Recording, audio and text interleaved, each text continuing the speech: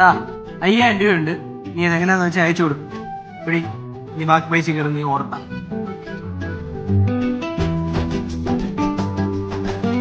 നിനക്ക് ഇത്ര പൈസ എവിടുന്ന?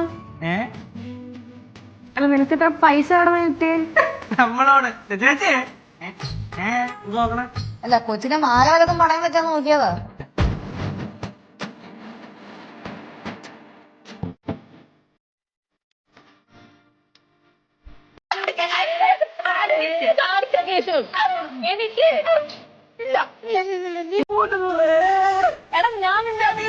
വീട്ടിൽ പോടാ.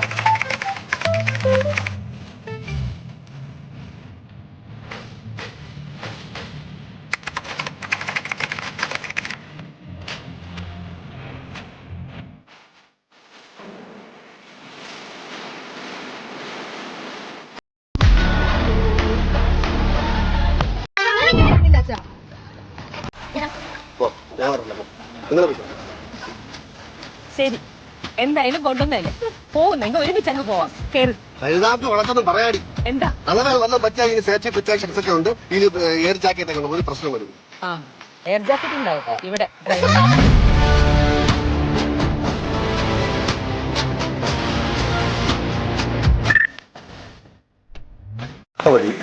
ഉപവിഷ്ടയായ അങ്ങ് ഉപേക്ഷനായാലും പ്രഭോ.